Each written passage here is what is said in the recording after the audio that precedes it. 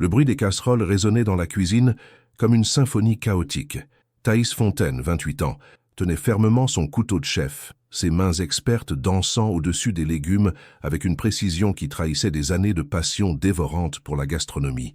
Ses cheveux châtains, toujours attachés en un chignon désordonné, portaient les traces d'une matinée intense. Quelques mèches rebelles encadraient son visage concentré. « Chef Fontaine, le directeur vous demande dans son bureau. Immédiatement !» La voix de l'assistant interrompit sa concentration. Thaïs leva les yeux, agacée. Julien Delaunay ne la convoquait jamais sans raison, et ses raisons étaient rarement bonnes nouvelles. « Dis-lui que je termine cette sauce d'abord », répondit-elle sans lever les yeux de sa préparation. Il a insisté pour que ce soit maintenant. Un soupir s'échappa de ses lèvres. Thaïs posa son couteau et retira son tablier d'un geste brusque. Ses collègues l'observèrent du coin de l'œil. Ils connaissaient son tempérament et savaient que lorsque Thaïs était contrariée, l'atmosphère de la cuisine entière en pâtissait. Le bureau de Julien Delaunay se trouvait au dernier étage du bâtiment moderne qui abritait les services du groupe gastronomique Étoile Dorée. À travers les baies vitrées, Paris s'étendait sous un ciel gris de novembre, les toits haussmanniens se fondant dans la bruine matinale. « Asseyez-vous, Thaïs. » Julien ne leva pas les yeux de ses documents. Homme dans la cinquantaine, il incarnait parfaitement l'image du directeur ambitieux. Costume impeccable, cheveux grisonnants soigneusement coiffés, et cette façon particulière de vous faire sentir que votre temps était moins précieux que le sien. « J'ai une proposition pour vous. » Thaïs s'installa dans le fauteuil face au bureau, croisant les bras. Elle détestait cette position d'attente, cette soumission silencieuse qu'on attendait d'elle. « Une proposition ou une mutation déguisée ?» demanda-t-elle, sa franchise légendaire prenant le dessus. Julien sourit, mais son sourire ne monta pas jusqu'à ses yeux. Un de nos clients les plus prestigieux a besoin d'un chef pour superviser son restaurant privé. C'est une opportunité exceptionnelle. Quel genre de client? Le genre qui peut faire ou défaire une carrière. La réponse évasive confirma les soupçons de Thaïs. Dans ce milieu, les clients mystérieux étaient souvent les plus exigeants et les plus impossibles à satisfaire. Combien de temps? 6 mois minimum, peut-être plus si tout se passe bien. Thaïs observa Julien attentivement. Il y avait quelque chose qu'il ne disait pas, une tension dans sa posture qui trahissait des enjeux plus importants que ce qu'il laissait paraître. « Et si je refuse? » »« Vous ne refuserez pas. » La certitude dans sa voix fit monter une vague de colère en elle. Voilà bien le problème avec les hommes de pouvoir. Ils partaient toujours du principe qu'ils pouvaient décider pour les autres. « Vraiment? Et qu'est-ce qui vous rend si sûr de vous ?» Julien posa enfin ses documents et la regarda directement. « Parce que malgré votre caractère difficile, vous êtes la meilleure chef que nous ayons. Et parce que ce client paie suffisamment cher pour exiger l'excellence. » Un compliment enrobé d'une menace. Typique.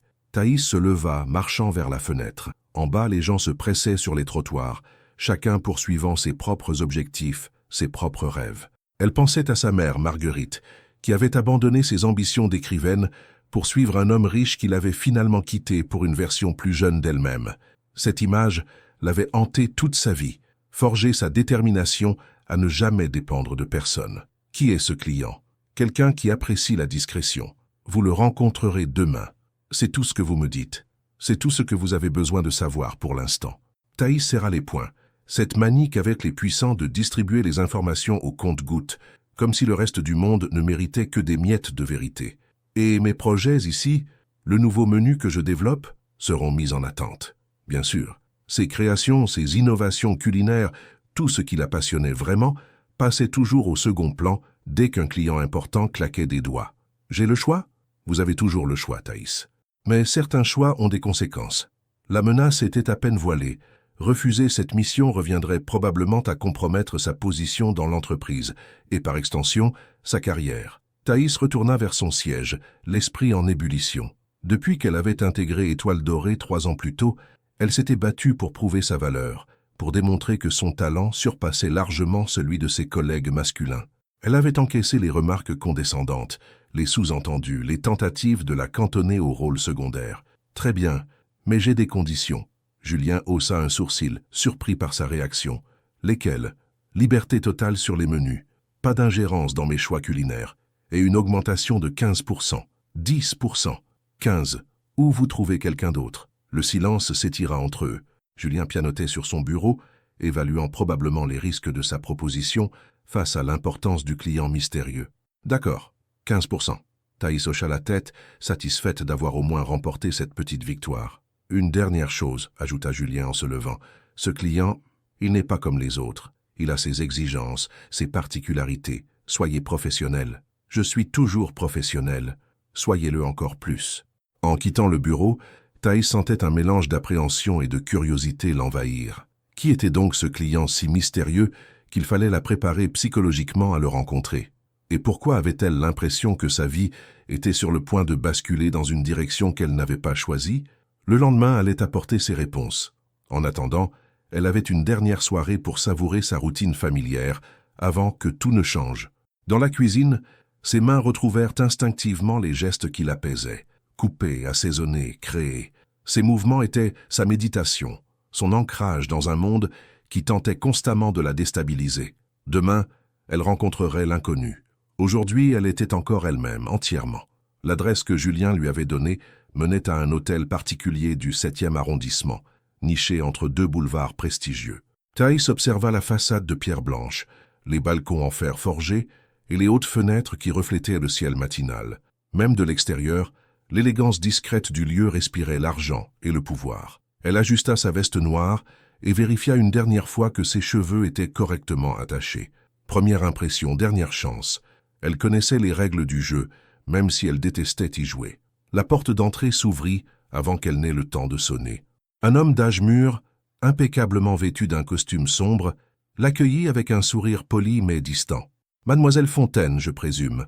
Monsieur Saintonge vous attend. » Saintonge. Le nom résonna dans sa mémoire. Elle avait déjà entendu ce patronyme quelque part, probablement dans les pages économiques des journaux. Les Saintonge étaient une dynastie hôtelière, leur empire s'étendant sur plusieurs continents. L'intérieur du bâtiment confirmait ses soupçons sur la fortune de son futur employeur. Les sols de marbre noir et blanc formaient un damier parfait. Les meubles d'époque côtoyaient des œuvres contemporaines, et chaque détail semblait avoir été choisi avec un soin méticuleux. « Par ici, s'il vous plaît. » Le majordome la guida à travers un couloir orné de photographies en noir et blanc, des paysages urbains, des architectures audacieuses, des instantanés de luxe figés dans le temps.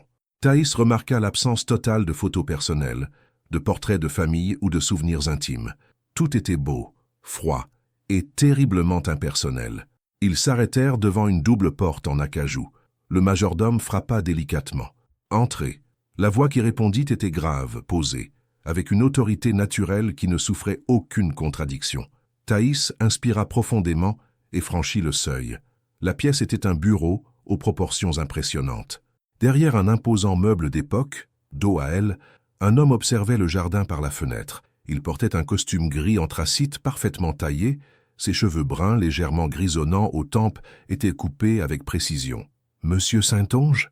Il se retourna lentement, et Thaïs sentit son souffle se suspendre. L'homme qui lui faisait face avait environ 39 ans, des traits ciselés avec une précision presque mathématique, et des yeux d'un bleu glacier qui semblaient la jauger en une fraction de seconde. Il était beau de cette beauté froide et inaccessible qu'on trouve sur les couvertures de magazines, mais quelque chose dans son regard trahissait une lassitude profonde. « Mademoiselle Fontaine ». Il prononça son nom comme s'il évaluait chaque syllabe, chaque son. Pas de sourire, pas de geste d'accueil, juste cette observation clinique qui l'a mis immédiatement sur la défensive. « Asseyez-vous ». Ce n'était pas une invitation, c'était un ordre poli. Thaïs s'installa dans le fauteuil qu'il lui désignait, gardant le dos droit et les mains posées sur ses genoux.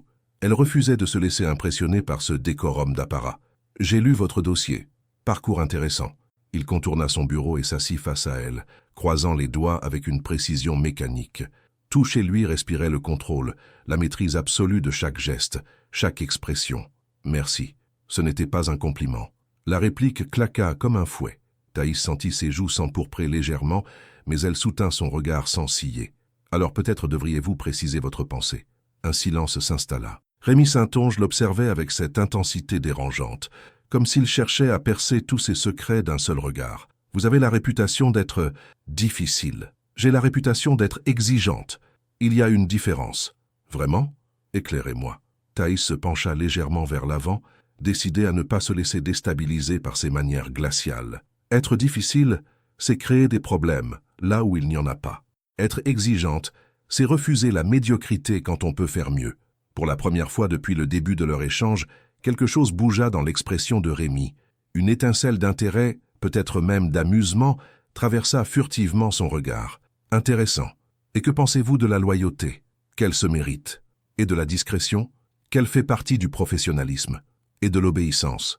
Thaïs marqua une pause. La question était un piège, elle le sentait. Qu'elle ne figure pas dans ma définition du respect mutuel. Cette fois, Rémi esquissa quelque chose qui aurait pu ressembler à un sourire, si ses lèvres avaient daigné se courber, ne serait-ce qu'un millimètre. Monsieur Delaunay m'avait prévenu. Prévenu de quoi? Que vous aviez du caractère. Et vous, qu'est-ce qui vous caractérise? Monsieur Saintonge. La question le prit visiblement au dépourvu. Personne ne devait avoir l'audace de retourner l'interrogatoire contre lui. Il se redressa imperceptiblement dans son fauteuil. Je n'aime pas les surprises. Je n'aime pas l'improvisation. Et je déteste qu'on me fasse perdre mon temps. Alors nous avons au moins un point commun. Rémi se leva brusquement et marcha vers la fenêtre, lui tournant à nouveau le dos. Thaïs observa sa silhouette rigide, la tension qui habitait chacun de ses mouvements. Cet homme était un puzzle complexe, tout en angle et en contradiction. Le restaurant se trouve au sous-sol. Vous aurez carte blanche pour les menus, mais je veux être consulté pour tout changement majeur. Mes invités sont particuliers. Particuliers comment? Ils n'aiment pas les expérimentations risquées. Ils préfèrent l'excellence classique à la créativité débridée. Un frisson d'agacement parcourut Thaïs. Encore un amateur qui confondait tradition et conservatisme culinaire. Et si mes créations ne correspondent pas à vos attentes? Il se retourna vers elle, et pour la première fois, elle aperçut quelque chose de différent dans ses yeux. Une vulnérabilité fugace, rapidement masquée. Alors, nous aviserons. Ce n'est pas une réponse. C'est la seule que vous aurez pour l'instant. Thaïs se leva à son tour, lassée de ce jeu du chat et de la souris. Très bien. Quand commençons-nous? Demain matin. 6 heures. 6 heures? Vous avez un problème avec la ponctualité? Non. J'ai un problème avec les horaires arbitraires. Rien n'est arbitraire ici, mademoiselle Fontaine. Tout a sa raison d'être. Sur ces mots, il contourna son bureau et se dirigea vers la porte, signifiant clairement que l'entretien était terminé. Thaïs le suivit, perturbée par cette rencontre si différente de ce qu'elle avait imaginé. En franchissant le seuil, elle se retourna une dernière fois. « Monsieur Saintonge, oui, j'espère que vous aimez les surprises, finalement, parce que c'est ce qui fait la beauté de la cuisine. » Il ne répondit pas, mais elle sentit son regard la suivre jusqu'à ce qu'elle disparaisse au bout du couloir. Dehors, l'air frais de Paris la ramena à la réalité. Elle venait de rencontrer l'homme le plus énigmatique et le plus troublant de sa vie professionnelle. Et quelque chose lui disait que les 6 prochains mois allaient être loin d'être de tout repos. 6 heures du matin. Thaïs se tenait devant l'entrée de service de l'hôtel particulier, un sac contenant ses couteaux personnels à la main. Le froid de décembre mordait ses joues, mais elle refusait de montrer le moindre signe de faiblesse.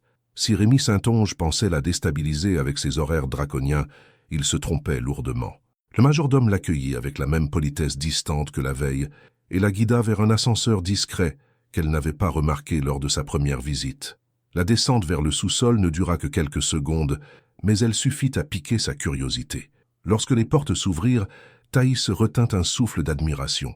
Le restaurant privé qui s'étendait devant elle était un chef-d'œuvre d'élégance moderne. Une quinzaine de tables dressées avec un raffinement exquis, une cave à vin visible à travers une cloison de verre, et au fond, une cuisine ouverte aux dimensions généreuses qui faisait battre son cœur plus vite. Impressionnant, n'est-ce pas? La voix de Rémi la fit sursauter. Il venait d'apparaître près d'elle, vêtu d'un pull en cachemire noir et d'un pantalon gris. Sans sa veste de costume, il paraissait plus accessible, quoique toujours aussi intimidant. « C'est parfait », admit-elle, parcourant du regard l'équipement ultra-moderne de la cuisine. « Parfait et inutilisé depuis 3 mois. Mon précédent chef a démissionné du jour au lendemain. » Il y avait une pointe d'amertume dans sa voix qui éveilla la curiosité de Thaïs, mais elle préféra ne pas creuser pour l'instant. Que s'est-il passé? Disons qu'il n'a pas supporté mes exigences. Rémi marcha vers la cuisine, et Thaïs le suivit observant sa démarche assurée, la façon dont il semblait tout contrôler même par sa simple présence. Vos exigences ou votre caractère? Il s'arrêta net et se retourna vers elle. Leurs regards se croisèrent, et pendant un instant, Thaïs crut percevoir une faille dans son masque d'impassibilité. Les deux, probablement. Cette honnêteté inattendue la désarçonna. Elle s'était préparée à affronter un tyran arrogant, pas un homme capable d'introspection. Bien, au moins je sais à quoi m'attendre. Vraiment? Vous croyez tout savoir de moi après une seule conversation? Non, Mais je sais reconnaître un perfectionniste quand j'en vois un, et j'en suis une aussi. Rémi l'observa longuement, comme s'il jaugeait la sincérité de ses paroles. « Montrez-moi. »« Pardon ? Montrez-moi ce dont vous êtes capable. Préparez-moi quelque chose. N'importe quoi. » Le défi dans sa voix réveilla immédiatement l'instinct combatif de Thaïs. Elle n'avait jamais reculé devant une épreuve culinaire, et ce n'était pas maintenant qu'elle allait commencer. « D'accord, mais je choisis le plat. » « Bien sûr. » Thaïs explora rapidement la cuisine, testant la réactivité des plaques, la précision des fours, la qualité des ustensiles. Tout était d'un niveau professionnel exceptionnel. Elle ouvrit le réfrigérateur et examina les ingrédients disponibles. Des produits de première qualité mais classiques. Elle décida de préparer un risotto aux champignons sauvages, un plat simple en apparence, mais qui révélait immédiatement le talent du chef. Pendant qu'elle travaillait, elle sentait le regard de Rémi sur elle, analysant chacun de ses gestes. « Vous me mettez à l'épreuve ou vous m'observez comme un spécimen rare ?» demanda-t-elle en éminçant les champignons avec une précision chirurgicale. « Les deux. J'aime comprendre comment les gens fonctionnent. Et moi, j'aime qu'on me fasse confiance. La confiance se mérite. Vous retournez mes propres mots contre moi. Vous aviez raison hier. » Thaïs leva les yeux vers lui, surprise par cet aveu. Rémi s'était rapproché et l'observait maintenant à quelques pas seulement. De si près, elle pouvait voir les détails de son visage, une petite cicatrice près de la tempe, la fatigue qui marquait discrètement le contour de ses yeux, la tension perpétuelle de sa mâchoire. « Vous ne dormez pas beaucoup, » observa-t-elle, en faisant griller le riz. « Qu'est-ce qui vous fait dire ça ? Vos yeux et vos mains. » Il baissa instinctivement le regard vers ses mains, comme si elle venait de révéler un secret. « Mes mains ?» Elles tremblent très légèrement. « Stress, fatigue ou trop de caféine ? Probablement les trois. Vous êtes observatrice. C'est mon métier. Un chef doit savoir lire les gens, pas seulement les recettes. » Thaïs ajouta le bouillon chaud louche par louche, remuant avec une patience méditative. Le silence qui s'installait entre eux n'était plus hostile comme la veille, mais chargé d'une tension différente, plus troublante. « Pourquoi êtes-vous devenu chef ?» La question la prit au dépourvu par sa simplicité. « Parce que la cuisine ne ment pas. Les ingrédients sont ce qu'ils sont. Les techniques fonctionnent ou ne fonctionnent pas. Il n'y a pas de place pour la manipulation ou les faux semblants. Contrairement aux relations humaines ? » Exactement. Rémi hocha la tête comme s'il comprenait parfaitement ce qu'elle voulait dire. « Et vous ? Pourquoi les hôtels ? Héritage familial ? Ce n'est pas une réponse. C'est la seule que vous aurez. » Il utilisait encore cette phrase, ce mur qu'il dressait dès qu'on s'approchait trop près de sa vie privée.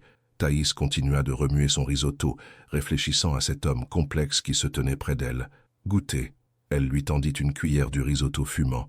Leurs doigts s'effleurèrent brièvement quand il la prit, et Thaïs sentit une décharge électrique remonter le long de son bras. Si Rémi ressentit la même chose, il n'en montra rien. Il goûta lentement, fermant les yeux pour mieux analyser les saveurs. Thaïs retint son souffle, attendant son verdict. « C'est... » Il marqua une pause, cherchant ses mots. « Parfait. » Le compliment, dit avec une sincérité évidente, la fit rougir malgré elle. « Merci. Ne me remerciez pas. Je ne fais pas de compliments de politesse. Alors je le prends d'autant plus au sérieux. » Leurs regards se croisèrent à nouveau, et cette fois, ni l'un ni l'autre ne détourna les yeux. Il y avait quelque chose qui passait entre eux, une reconnaissance mutuelle qu'aucun des deux n'était prêt à nommer. « Vous commencez officiellement demain, » dit finalement Rémi en reposant la cuillère. « J'attends des invités pour le dîner. 8 personnes. Menu de votre choix. Quel type d'invité ? Le type qui n'a pas l'habitude d'être déçu. Parfait. J'ai horreur de décevoir. » Un sourire fantôme effleura les lèvres de Rémi avant de disparaître aussi vite qu'il était apparu. « J'espère que vous le pensez vraiment, mademoiselle Fontaine, parce que décevoir n'est pas une option dans mon monde. » Sur ces mots, il quitta la cuisine, la laissant seule avec son risotto et 1000 questions sans réponse. Le premier service pour les invités de Rémi était prévu pour 19 h. Thaïs était arrivée à 15 h pour préparer un menu de 7 services qu'elle avait conçu comme une symphonie culinaire. Chaque plat devait s'harmoniser avec le suivant dans une progression savamment orchestrée. Elle avait choisi de commencer par un velouté de châtaigne au foie gras, suivi d'un Saint-Jacques au poireau confit, puis un turbo aux artichauts violets. Le plat principal serait un filet de bœuf Wellington accompagné d'une purée de topinambour, et elle conclurait par un soufflé au grand marnier qui nécessitait un timing parfait. L'équipe que Rémi avait mise à sa disposition était réduite mais compétente. 2 commis de cuisine et un serveur expérimenté nommé Baptiste. Depuis le début de l'après-midi, ils travaillaient en harmonie, chacun concentré sur sa tâche. Chef, les amuse-bouches sont prêts, annonça Léa, l'une des commis. Thaïs vérifia la présentation des petites bouchées au saumon fumé et crème d'avocat. Parfait. Son stress diminuait quand tout se déroulait selon son plan. Excellent. Pierre, où en êtes-vous avec la réduction de Porto? 5 minutes, chef. L'adrénaline familière du service commençait à circuler dans ses veines. C'était dans ces moments-là qu'elle se sentait le plus vivante, quand chaque seconde comptait et que l'excellence n'était pas négociable. À 18h30, Rémi fit son apparition dans la cuisine. Il portait un smoking noir qui épousait parfaitement sa silhouette, et Thaïs dut faire un effort conscient pour ne pas le dévisager. Même froid et distant, cet homme dégageait un magnétisme troublant. « Comment ça se passe ?» demanda-t-il en observant l'activité fébrile autour de lui. « Tout est sous contrôle. Vos invités peuvent arriver. Ils sont déjà là. » Thaïs leva les yeux, surprise. Elle n'avait entendu aucun bruit venant de la salle. « Depuis quand ?»« 10 minutes. Ils prennent l'apéritif au salon. Vous auriez pu me prévenir. Vous m'avez dit que tout était sous contrôle. » Il y avait une pointe de provocation dans sa voix qui l'agaça, comme s'il testait sa résistance au stress. « C'est le cas, mais j'aime être informé. » Notez. Rémi s'installa sur un tabouret haut près du passe, d'où il pouvait observer l'ensemble de la cuisine sans gêner le service. Sa présence était à la fois rassurante et déstabilisante. « Vous ne rejoignez pas vos invités ?» demanda Thaïs en vérifiant la cuisson de ses Saint-Jacques. « Ils peuvent patienter. Qui sont-ils » ? « Des investisseurs potentiels pour mon prochain projet hôtelier. » Important alors. Très. Le poids de la responsabilité retomba sur ses épaules. Ce n'était pas juste un dîner, c'était un enjeu professionnel majeur pour Rémi. Elle devait être irréprochable. Le service commença sans accroc. Les amuse-bouches furent accueillis avec des murmures approbateurs. Le velouté de châtaigne suscita des compliments que Baptiste rapporta fidèlement. Thaïs sentait monter en elle cette euphorie particulière du chef qui réussit son service. Mais au moment de dresser les turbots, Pierre fit tomber une assiette qui se brisa en 1000 morceaux sur le carrelage. « Merde !» s'exclama-t-il. « Ce n'est rien », dit Thaïs calmement. Léa balayait. Pierre refait une assiette. Cependant, l'incident avait créé un retard. Le turbo de remplacement ne serait pas prêt avant 5 minutes et elle entendait déjà les invités s'impatienter dans la salle. Le stress commençait à la gagner. « Problème ?» demanda Rémi depuis son poste d'observation. « Rien que nous ne puissions gérer. » Mais 2 minutes plus tard, Léa renversa accidentellement une partie de la sauce sur le plan de travail. Puis la minuterie du four se déclencha de façon intempestive, créant un bruit assourdissant dans la cuisine déjà tendue. « Putain de minuterie !» jura Thaïs en se précipitant pour l'éteindre. Elle sentait la pression monter, son rythme cardiaque s'accélérer. Tout se dégradait en même temps, comme si la cuisine s'était liguée contre elle. Rémi se leva de son tabouret et s'approcha de son plan de travail. « Je peux aider ?»« Non. Restez où vous êtes, vous me... » Elle s'interrompit, se retournant brusquement vers lui, exaspérée par sa présence qui ajoutait à son stress. « Mon amour, tu peux t'éloigner un peu ?» Les mots étaient sortis tout seuls, dans un élan d'agacement et de familiarité spontanée. Le silence qui suivit fut assourdissant. Pierre et Léa avaient suspendu leurs gestes, Baptiste s'était figé près du passe, et Rémi la regardait avec une expression indéchiffrable. Thaïs réalisa immédiatement ce qu'elle venait de dire. Ses joues s'empourprèrent violemment. « Excusez-moi, Mon amour ?» répéta Rémi d'une voix étrangement douce. « C'était un lapsus. Le stress. Elle bafouillait, cherchant une explication rationnelle à ce qui venait de se passer. Pourquoi ces mots-là? Pourquoi ce tutoiement spontané avec un homme qu'elle connaissait à peine? Rémi ne bougeait plus. Il la fixait avec une intensité nouvelle, comme si elle venait de révéler un secret qu'elle ne connaissait pas elle-même. « Chef ?» hasarda Baptiste. « Les invités attendent le 3e service. » La voix du serveur la ramena brutalement à la réalité. Thaïs secoua la tête, tentant de chasser sa confusion. « Oui, bien sûr. Pierre, votre turbo? Prêt, chef. » Elle se remit au travail avec une énergie décuplée, comme si l'activité pouvait faire oublier ce qui venait de se passer. Mais elle sentait toujours le regard de Rémi sur elle, lourd de questions silencieuses. Le reste du service se déroula parfaitement. Chaque plat sortait à l'heure, la présentation était impeccable, et les retours des invités étaient élogieux. Mais Thaïs n'arrivait plus à se concentrer complètement. Les mots qu'elle avait prononcés résonnaient dans sa tête. « Mon amour, tu peux t'éloigner un peu ?» Pourquoi avait-elle dit cela? D'où venait cette tendresse spontanée pour un homme qui la déstabilisait autant? Quand le dernier soufflet fut servi et que les invités furent repartis, avec des compliments chaleureux, Thaïs se retrouva seule dans la cuisine avec son équipe qui rangeait en silence. Rémi avait disparu depuis la fin du service principal. « Chef » dit Léa en s'approchant timidement. « C'était magnifique ce soir. Merci. Vous avez tous été parfaits. » Mais quand il fut reparti et qu'elle se retrouva seule, Thaïs s'effondra sur une chaise. Elle repensait sans cesse à l'expression de Rémi quand elle l'avait appelé « mon amour ». Il n'avait pas souri, ni ri, ni montré d'agacement. Il avait simplement observé, comme si ces mots révélaient quelque chose qu'il attendait depuis longtemps. Le plus troublant était qu'elle-même ne comprenait pas d'où cela venait. Quelque chose en elle, dans un moment de stress et de vulnérabilité, avait choisi ces mots-là pour s'adresser à lui. Et maintenant, elle ne pouvait plus faire comme si rien ne s'était passé. Demain, elle devrait affronter son regard et trouver une explication à ce qu'elle ne comprenait pas elle-même. Les 3 jours qui suivirent le dîner furent les plus déroutants de la carrière de Thaïs. Rémi Saintonge, l'homme aux habitudes méticuleuses et aux horaires rigides, était devenu imprévisible.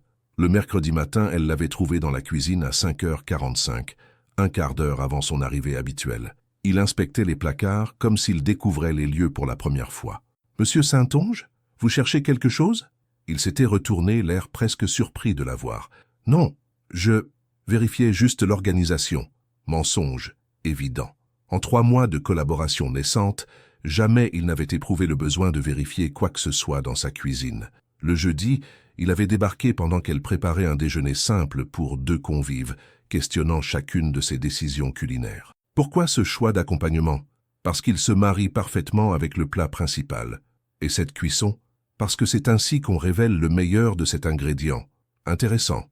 Il prenait des notes mentales de tout, l'observait avec une attention nouvelle qui la mettait mal à l'aise.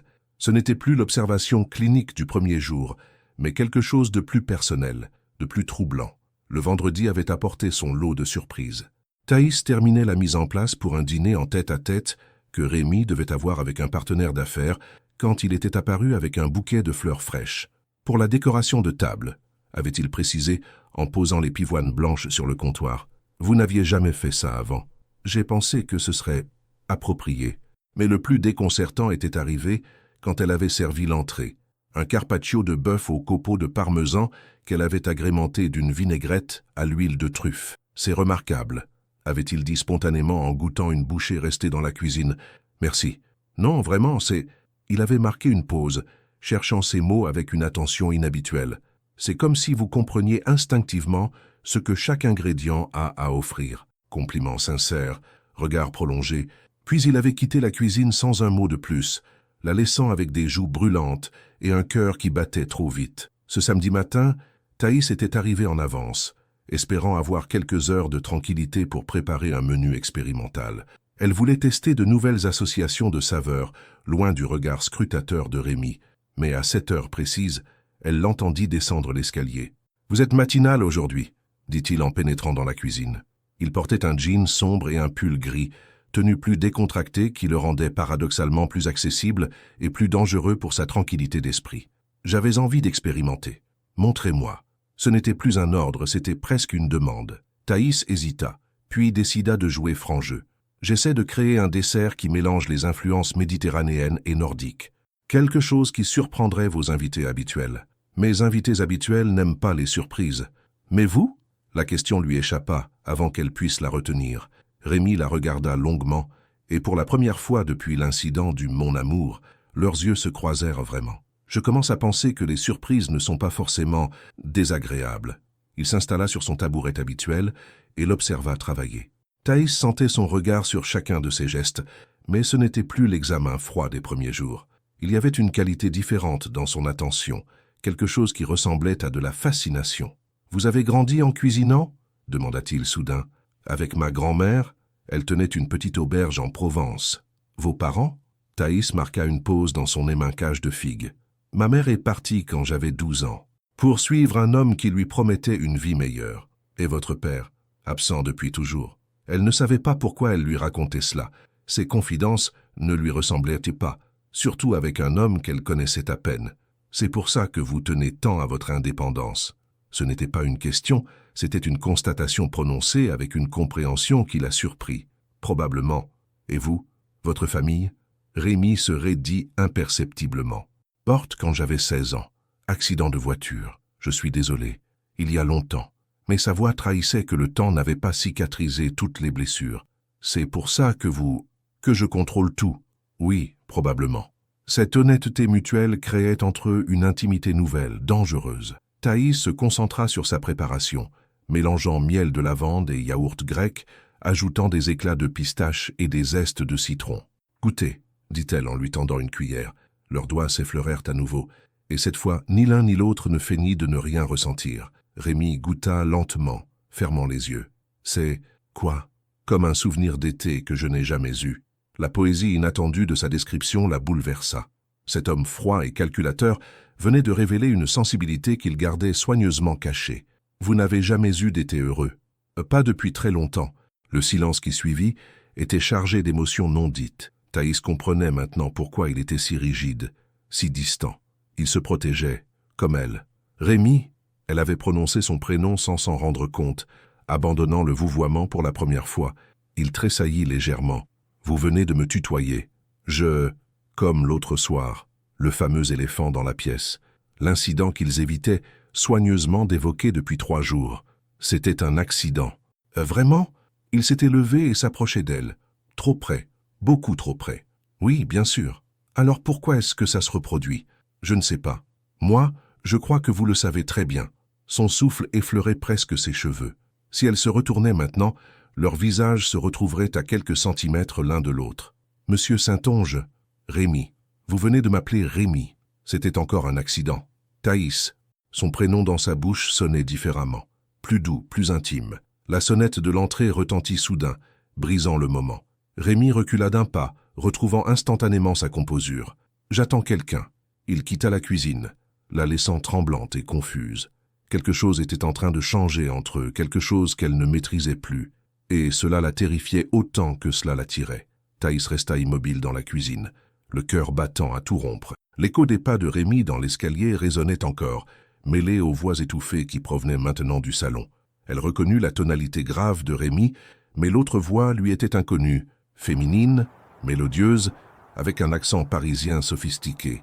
Elle tenta de se reconcentrer sur sa préparation, mais ses mains tremblaient légèrement. Ce qui venait de se passer entre eux avait franchi une ligne invisible. La façon dont il avait prononcé son prénom, son souffle contre ses cheveux, cette proximité électrique, elle n'arrivait plus à faire semblant que tout cela était professionnel. « Merde !» murmura-t-elle en renversant accidentellement du miel sur le plan de travail. Pendant qu'elle nettoyait les dégâts, les voix du salon se faisaient plus claires. La femme parlait avec une assurance qui trahissait une familiarité certaine avec les lieux. « Tu as vraiment changé la décoration, Rémi. C'est plus chaleureux qu'avant. Alix. Que veux-tu ?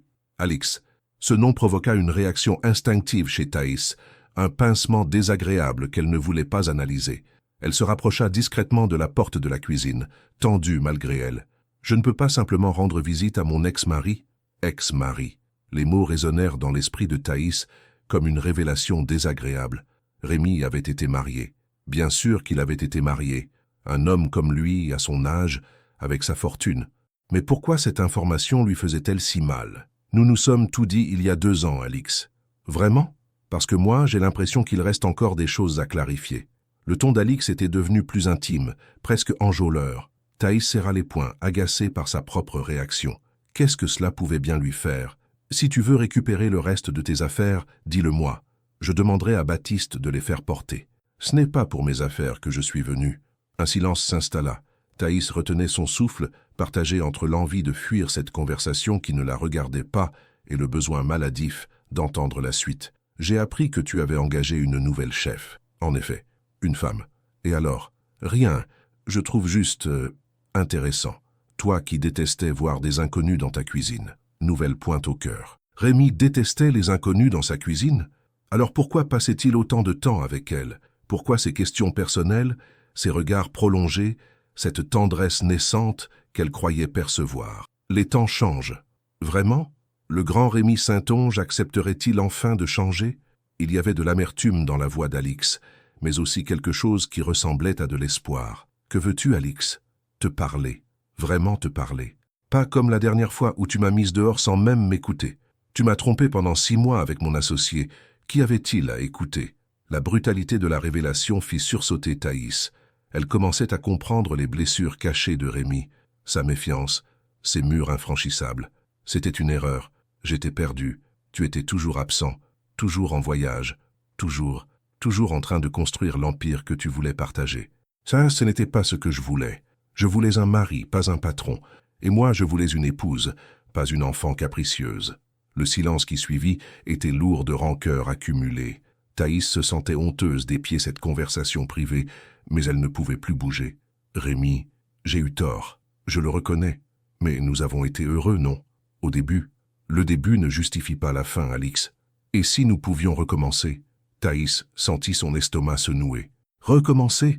Cette femme voulait récupérer Rémi? Non. Pourquoi? À cause d'elle? À cause d'elle qui? Ta chef. Baptiste m'a dit qu'elle passait beaucoup de temps ici, qu'elle était différente des autres. Thaïs fronça les sourcils. Baptiste avait parlé d'elle? Qu'avait-il dit exactement? Baptiste ferait mieux de se mêler de ses affaires. Alors c'est vrai? Tu as des sentiments pour elle? Nouveau silence. Thaïs retenait son souffle, le cœur battant si fort qu'elle était sûre qu'on pouvait l'entendre depuis le salon. Mes sentiments ne te regardent plus. Rémi, elle n'est pas de notre monde. Tu le sais, n'est-ce pas? Une chef de cuisine, aussi talentueuse soit-elle. Que peuvent-vous avoir en commun? Plus que nous n'en avons jamais eu, toi et moi. La réplique claqua comme un fouet. Thaïs sentit une bouffée de fierté mélangée à une émotion plus complexe qu'elle n'osait nommer. Tu vas te lasser, comme de tout le reste, et quand ça arrivera, je serai là. Ne retiens pas ton souffle. Des pas résonnèrent dans le salon. Alix se dirigeait vers la sortie. Au fait, Rémi, j'espère qu'elle sait dans quoi elle s'engage. Tu as le don de détruire ce que tu touches. La porte d'entrée claqua. Thaïs recula précipitamment vers son plan de travail, feignant d'être absorbé par sa préparation. Quelques minutes plus tard, Rémi redescendit dans la cuisine. Il avait l'air fatigué, ses épaules étaient tendues, et ce masque d'impassibilité qu'il portait d'habitude semblait fissuré. « Tout va bien ?» demanda-t-elle en essayant de garder un ton naturel. « Parfaitement. » Mensonge évident. Il s'approcha d'elle, observant distraitement sa préparation. Qui était-ce? Personne d'important. Nouveau mensonge. Thaïs posa son fouet et se tourna vers lui. Rémi, il leva les yeux vers elle et pour la première fois, elle vit une vulnérabilité pure dans son regard. Mon ex-femme. Je vois. Elle. Il s'interrompit, passant une main dans ses cheveux. Elle voulait quoi? Recommencer. Et vous? La question lui échappa avant qu'elle puisse la retenir. Rémi la regarda longuement. Recommencer avec quelqu'un qui m'a trahi? Jamais. Même si elle regrette. Surtout si elle regrette. Les regrets ne changent pas le passé. Il y avait une amertume dans sa voix qui serra le cœur de Thaïs. Cet homme avait été profondément blessé et les cicatrices étaient encore à vif. Elle a dit quelque chose sur moi. Rémi se raidit. Qu'est-ce que vous avez entendu? Assez pour comprendre qu'elle me considère comme une menace. Vous l'êtes. Les mots étaient sortis tout seuls, avec une sincérité brutale qui les surprit tous les deux. Ils se regardèrent, conscients qu'ils venaient de franchir un nouveau seuil. Rémi, je sais, c'est compliqué, très compliqué, mais pas impossible. Cette fois, quand il tendit la main vers son visage, elle ne recula pas. La main de Rémi s'arrêta à quelques centimètres du visage de Thaïs, suspendu dans l'air comme s'il luttait contre ses propres impulsions. Elle pouvait sentir la chaleur de sa paume, voir le tremblement presque imperceptible de ses doigts. « Nous ne devrions pas », murmura-t-il, mais sa voix manquait de conviction. « Non », acquiesça-t-elle sans pour autant reculer. « Nous ne devrions pas ». Le silence qui s'installait était chargé d'électricité. Rémi baissa finalement sa main, mais ne s'éloigna pas. Ils restèrent là, à quelques centimètres l'un de l'autre, respirant le même air, partageant la même tension. « Votre dessert, dit-il finalement, désignant la préparation abandonnée sur le plan de travail. Il peut attendre. C'est vraiment? Vous qui détestez l'imperfection? Il y a des choses plus importantes que la perfection culinaire. Les mots lui échappèrent avant qu'elle puisse les retenir. Rémi la regarda avec surprise. Puis quelque chose qui ressemblait à de la tendresse traversa son regard. Comme quoi? Comme... Elle hésita, cherchant les mots justes pour exprimer ce qu'elle ressentait sans tout détruire. Comme comprendre pourquoi un homme peut passer sa vie à fuir l'intimité et soudain ne plus pouvoir s'empêcher de poser des questions personnelles à sa chef de cuisine. Un sourire fantôme effleura les lèvres de Rémi, peut-être parce que cette chef de cuisine l'appelle « mon amour » dans un moment de stress et que ça réveille des choses qu'il croyait mortes. L'aveu lui coupa le souffle. Il parlait enfin ouvertement de ce qui se passait entre eux. « Et peut-être que cette chef de cuisine ne comprend pas pourquoi elle a dit ça », répliqua-t-elle doucement. « Oh, je pense qu'elle le comprend très bien. » Il s'approcha encore, et cette fois, Thaïs sentit son dos toucher le plan de travail. Elle était prise au piège, mais elle ne voulait pas s'échapper. Rémi. Oui, qu'est-ce que nous sommes en train de faire? Quelque chose de stupide. Très stupide. Catastrophiquement stupide. Et pourtant, ni l'un ni l'autre ne bougeait. Les yeux de Rémi étaient fixés sur ses lèvres, et Thaïs sentait sa résistance s'effriter seconde après seconde. La sonnerie du téléphone de la cuisine les fit sursauter. Rémi recula d'un pas, passant une main dans ses cheveux avec un geste de frustration évident. « Je dois répondre. » Il décrocha le combiné d'un geste brusque. « Oui ?» Thaïs profita de cette interruption pour reprendre ses esprits. Elle retourna à sa préparation, tentant d'ignorer la façon dont ses mains tremblaient. « Non, ce n'est pas possible avant la semaine prochaine, » disait Rémi dans le téléphone. « Je vous ai dit que j'étais indisponible. Oui, je comprends l'urgence, mais... » Il soupira visiblement contrarié. « Très bien, demain soir, mais pas plus de 6 personnes. » Il raccrocha et se tourna vers Thaïs. « Nous aurons des invités demain soir. Clients importants. Menu gastronomique. Combien de personnes? 6, peut-être 8. » Thaïs hocha la tête, soulagé de retrouver un terrain professionnel. « Quel style préférez-vous? Quelque chose qui les impressionnera. Ces gens-là ont mangé dans tous les grands restaurants du monde. Laissez-moi faire. » Elle se dirigea vers son carnet de recettes, mais Rémi l'arrêta d'un geste. « Thaïs, ce qui vient de se passer, il ne s'est rien passé. Mentez-vous à moi ou à vous-même ?» La question la força à le regarder. Il avait retrouvé son masque de contrôle, mais ses yeux trahissaient encore l'émotion des minutes précédentes. Les deux, probablement. Nous ne pouvons pas l'ignorer indéfiniment. Nous pouvons essayer. Et si je n'en ai plus envie? La question la déstabilisa. Rémi s'approcha à nouveau, mais cette fois, il maintint une distance respectable. Et si j'ai envie d'arrêter de fuir? Et si j'ai envie de comprendre pourquoi vous, entre toutes les femmes, arrivez à me faire ressentir des choses que je pensais avoir enterrées avec mon mariage? Rémi, vous m'avez demandé ce que nous étions en train de faire. Je vais vous dire ce que je pense. Nous sommes en train de tomber amoureux, et ça nous terrifie tous les deux. Les mots résonnèrent dans la cuisine comme une déclaration de guerre. Thaïs sentit son cœur s'emballer. Vous vous trompez. Vraiment? Alors expliquez-moi pourquoi vous rougissez chaque fois que je vous regarde. Expliquez-moi pourquoi vous tremblez quand nos mains se touchent. Expliquez-moi pourquoi vous m'avez appelé « mon amour », comme si c'était la chose la plus naturelle du monde. C'était un accident. Et maintenant, quand vous prononcez mon prénom avec cette douceur dans la voix, c'est aussi un accident. Thaïs ouvrit la bouche pour protester, mais aucun son ne sortit. Il avait raison, et ils le savaient, tous les deux. « Nous travaillons ensemble, » dit-elle finalement. « C'est compliqué. Tout ce qui vaut la peine l'est. Vous êtes mon employeur. Et alors? Et alors, c'est une relation déséquilibrée. Vous avez le pouvoir de ruiner ma carrière. Jamais. Comment pouvez-vous en être si sûr? Parce que vous ruiner reviendrait à me ruiner moi-même. » L'intensité de sa déclaration la laissa sans voix. Rémi s'approcha encore et cette fois elle ne recula pas. « Thaïs, je ne vous demande pas de tout abandonner pour moi. Je ne vous demande pas de changer qui vous êtes. Je vous demande juste de ne pas fermer la porte. Et si ça ne marche pas? Et si nous détruisons ce que nous avons construit professionnellement? Et si ça marche? Et si nous construisons quelque chose de plus beau? » Ses mains encadrèrent finalement son visage, et cette fois, elle ne protesta pas. « Laissez-moi vous embrasser, » murmura-t-il. « Une fois, pour que nous sachions. » Thaïs ferma les yeux. Toutes ses résistances, toutes ses peurs semblaient s'évaporer face à la sincérité de sa demande. « Une fois, » chuchota-t-elle. Quand leurs lèvres se touchèrent, ce fut avec une douceur qui la surprit. Rémi l'embrassait comme si elle était précieuse, fragile, comme s'il avait peur qu'elle disparaisse. Et quand ils se séparèrent, quelques secondes plus tard, Thaïs sut que quelque chose venait de changer irrémédiablement entre eux. « Une fois, » répéta-t-elle dans un souffle. « Une fois, » confirma-t-il, mais ses yeux disèrent le contraire, car ils savaient tous les deux que maintenant qu'ils avaient franchi cette ligne, il n'y avait plus de retour en arrière possible. Le lendemain matin, Thaïs arriva avec 20 minutes de retard, ce qui ne lui était jamais arrivé. Elle avait passé la nuit à rejouer en boucle le baiser de la veille, analysant chaque seconde, chaque sensation, chaque émotion qu'il avait déclenchée. La cuisine était déjà éclairée quand elle descendit. Rémi se tenait près de la machine à café, vêtu d'un costume marine impeccable, comme s'il n'avait pas dormi non plus. « Bonjour », dit-elle prudemment. « Bonjour ». Sa voix était neutre, professionnelle, comme si rien ne s'était passé. Thaïs ne savait pas si elle devait être soulagée ou blessée. « Le café est prêt », ajouta-t-il en désignant la machine. « Merci. » Elle se servit une tasse, consciente qu'il l'observait. L'aisance naturelle qu'ils avaient développée ces derniers jours semblait s'être évaporée, remplacée par une gêne palpable. « Pour ce soir, » commença-t-il en consultant ses notes, « les invités arriveront à 19h. Apéritif au salon jusqu'à 20h, puis dîner. À combien de services? À votre discrétion. Ces gens-là apprécient l'excellence, pas forcément la quantité. Thaïs hocha la tête, soulagée de retrouver un terrain familier. Au moins, dans la cuisine, elle savait qui elle était. Puis-je connaître leur goût? Allergie? Préférences particulières? Vincent Lacroix, PDG d'une chaîne de restaurants étoilés. Sa femme Camille, critique gastronomique. Gabriel Rousseau, investisseur dans l'hôtellerie de luxe. Et...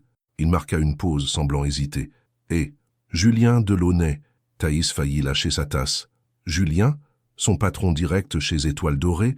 Pourquoi Julien sera-t-il là? Parce que je réfléchis à racheter votre groupe. La révélation la frappa comme une gifle. Rémi était en train de racheter Étoile Dorée.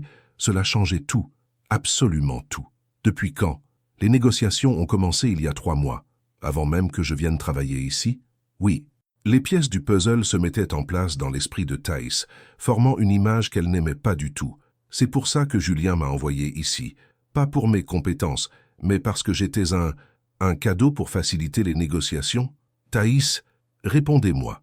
Rémi posa sa tasse et la regarda droit dans les yeux.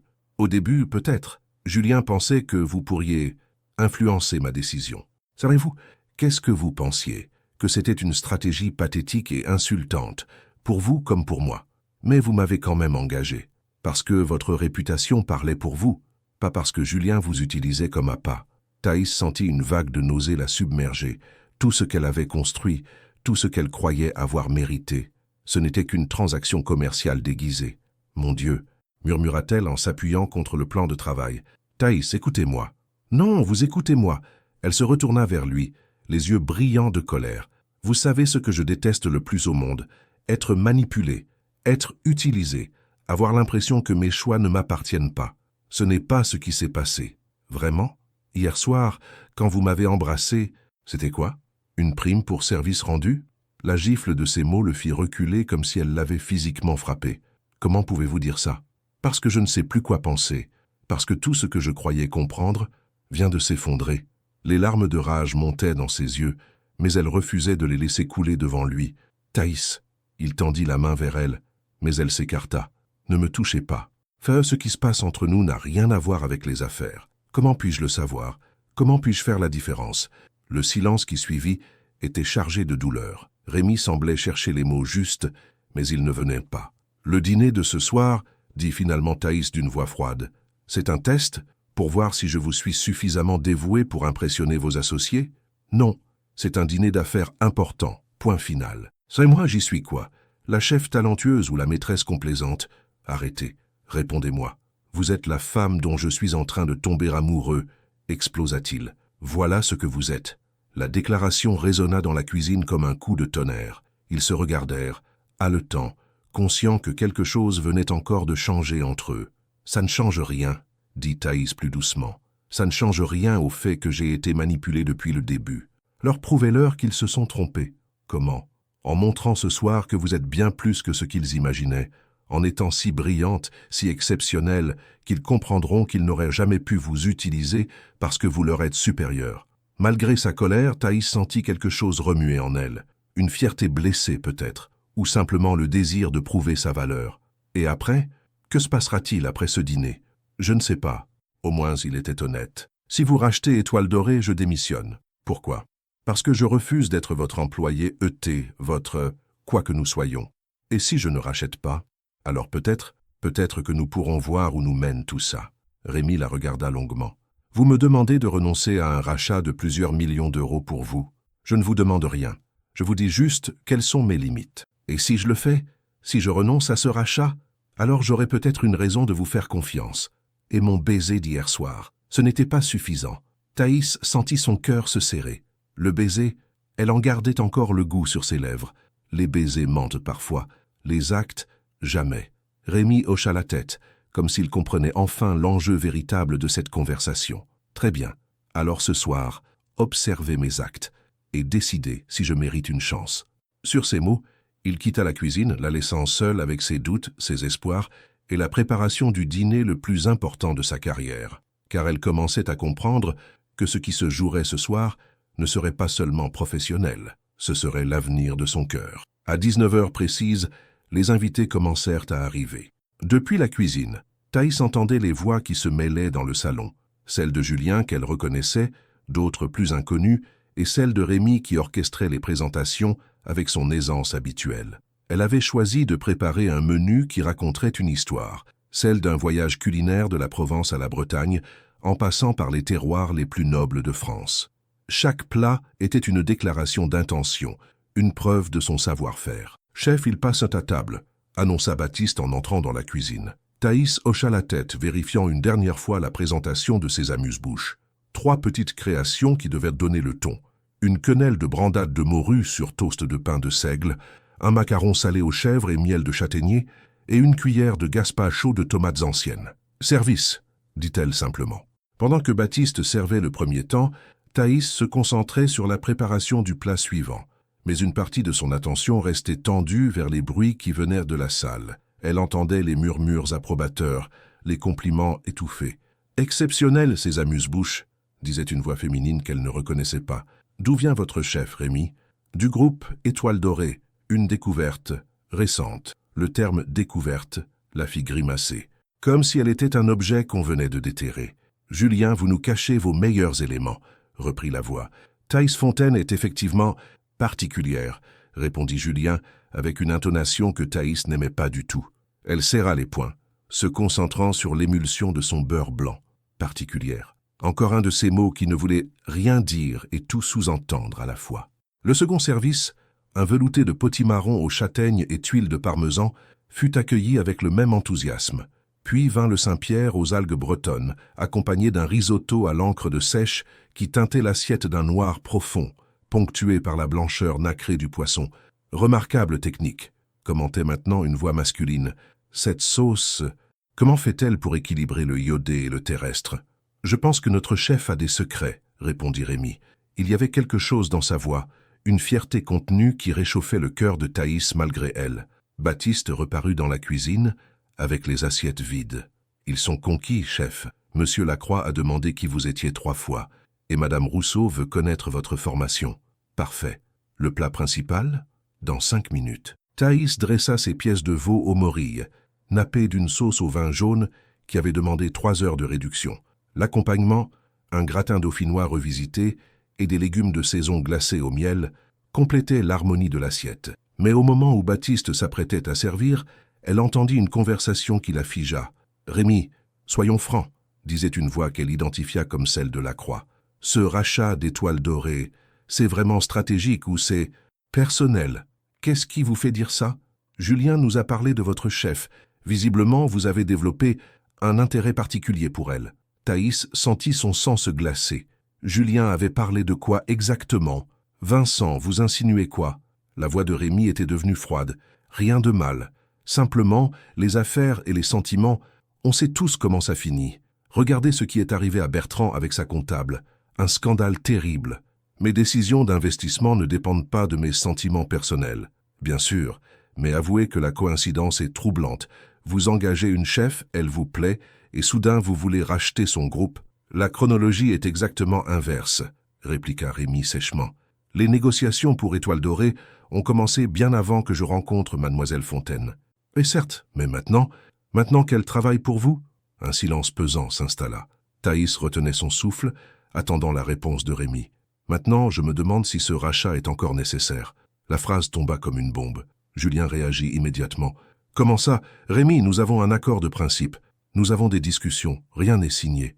Mais enfin, qu'est-ce qui a changé? Mes priorités. Thaïs sentit son cœur bondir dans sa poitrine. Rémi était-il vraiment en train de renoncer au rachat pour elle? Rémi, reprit Lacroix d'un ton plus grave, je ne voudrais pas me mêler de votre vie privée, mais faire passer une femme avant les affaires, vous savez ce que ça donne en termes d'image? Vincent a raison, renchérit Julien. Le milieu est petit, les rumeurs vont bon train. Et si la presse s'en mêle... La presse? La voix de Rémi était devenue dangereusement calme. Les journalistes adorent ce genre d'histoire. Le milliardaire qui perd la tête pour sa cuisinière. Sa cuisinière? Répéta Rémi avec une colère contenue. Excusez-moi, sa chef, mais vous voyez l'idée. Thaïs n'en pouvait plus. Elle sortit de la cuisine et monta directement vers la salle à manger, ignorant les protestations étouffées de Baptiste. Les conversations s'arrêtèrent net quand elle apparut sur le seuil. 6 visages se tournèrent vers elle. Julien l'air embarrassé, les autres surpris par cette intrusion. « Mesdames, messieurs, dit-elle d'une voix parfaitement maîtrisée, je tenais à m'assurer personnellement que le service vous convenait. » Rémi la regardait avec une expression indéchiffrable. « Chef Fontaine !» s'exclama Lacroix. « Nous parlions justement de vous.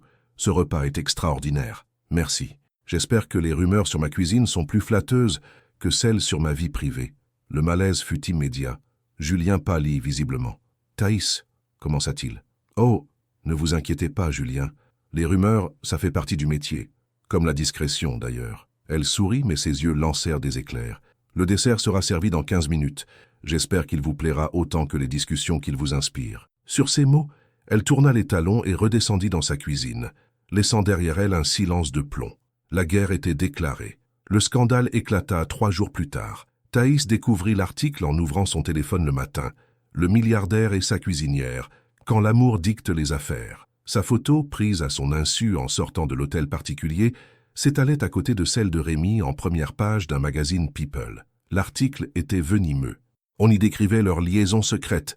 On y insinuait qu'elle avait utilisé ses charmes pour influencer les décisions d'affaires de Rémi. On questionnait sa légitimité professionnelle. Pire encore, on citait des sources proches du dossier qui confirmaient que le rachat d'Étoile Dorée avait été suspendu pour des raisons personnelles. Son téléphone explosa de notifications. Messages de journalistes, commentaires sarcastiques de collègues, appels de Julien qui alternaient entre reproches et tentatives de limitation des dégâts. En l'espace de quelques heures, sa réputation de chef talentueuse s'effaçait derrière l'image de la femme qui couchait pour réussir. Rémi tenta de la joindre toute la matinée. Elle ne répondit pas. Que pouvait-elle lui dire? Que tout était fini? Qu'ils avaient été naïfs de croire pouvoir échapper au ragot et au jugement? L'après-midi, elle fit ses bagages. Quelques vêtements, ses couteaux de cuisine, ses carnets de recettes, le reste ne comptait pas. Elle laissa une lettre de démission sur le plan de travail de la cuisine et quitta Paris par le premier train pour Avignon. 3 semaines plus tard, Rémi la retrouva dans le petit café de village que tenait autrefois sa grand-mère. L'endroit était modeste, quelques tables en bois, une décoration simple, mais l'odeur qui s'en échappait était divine. Il la vit à travers la vitrine, concentrée sur une pâte qu'elle pétrissait avec amour. Elle portait un tablier fleuri qui lui donnait l'air d'une autre femme plus sereine, plus proche de ses racines. Quand elle leva les yeux et l'aperçut, son visage se ferma immédiatement. « Qu'est-ce que vous faites ici? Je suis venu vous chercher. Il n'y a rien à chercher. » Elle continua de pétrir sa pâte, évitant son regard. « Thaïs, écoutez-moi. »« Non, vous écoutez-moi. J'ai perdu mon travail, ma réputation, ma crédibilité. Tout ça pourquoi?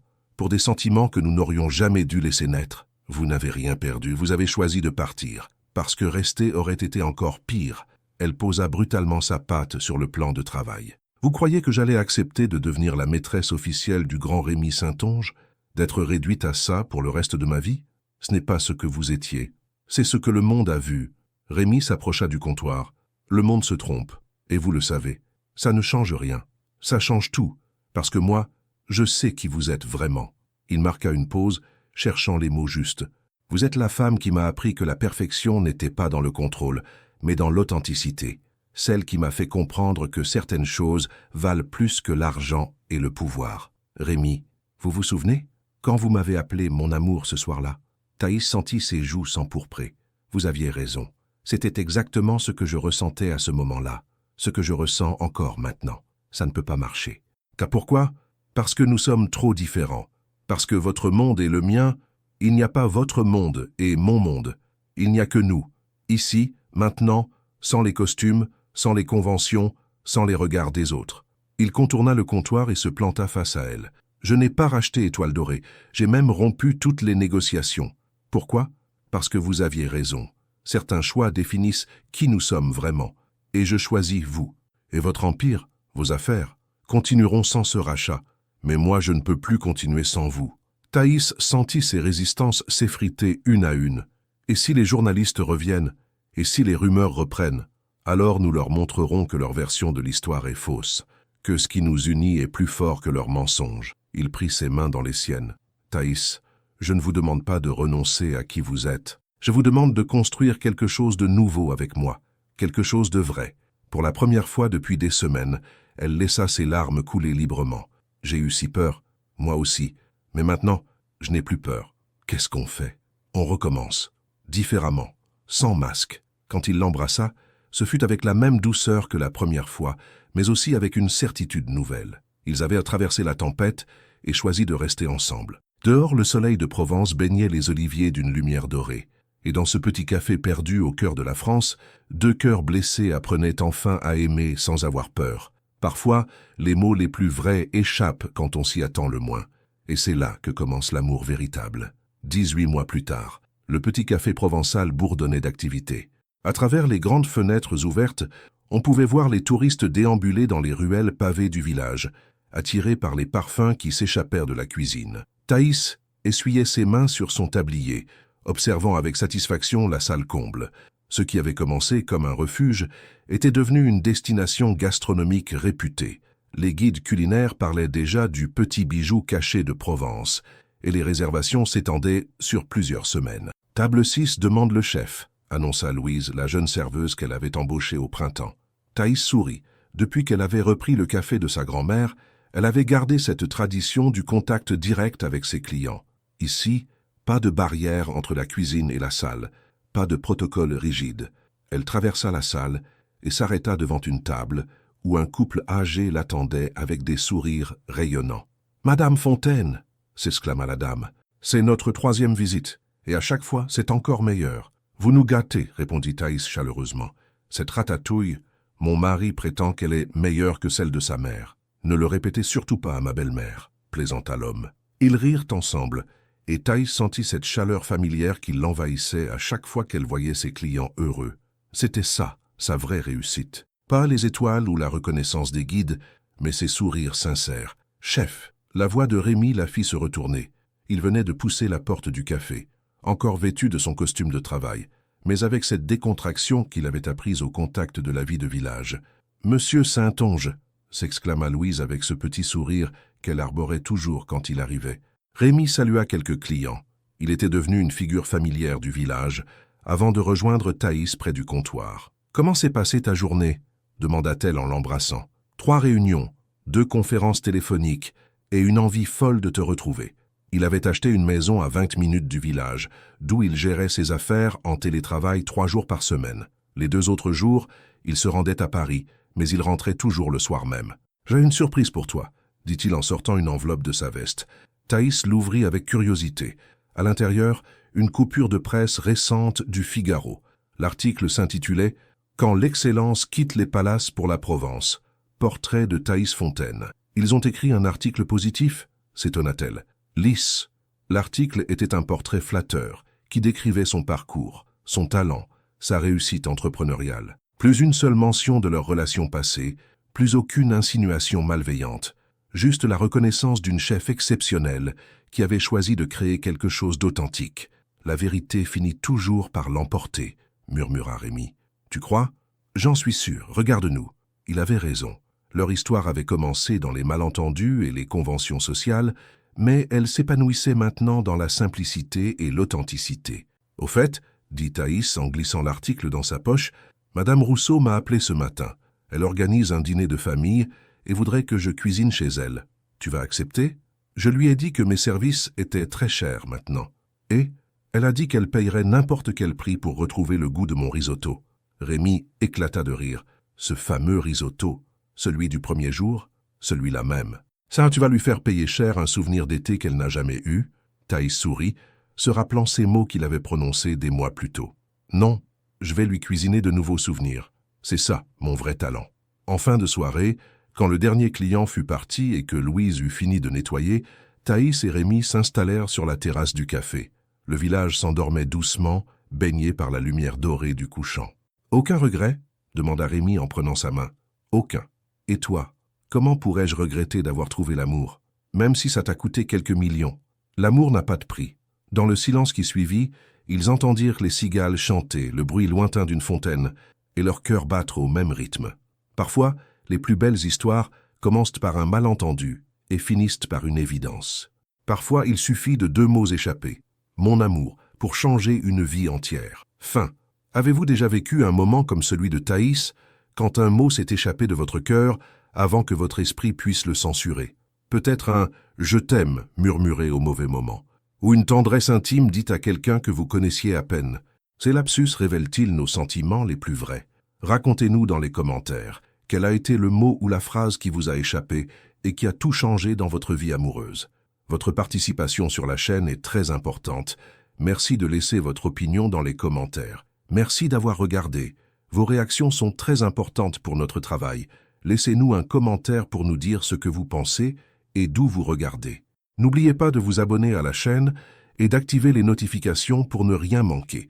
Votre participation est très importante pour la poursuite de notre travail, alors partagez-la avec ceux qui aimeront cette histoire.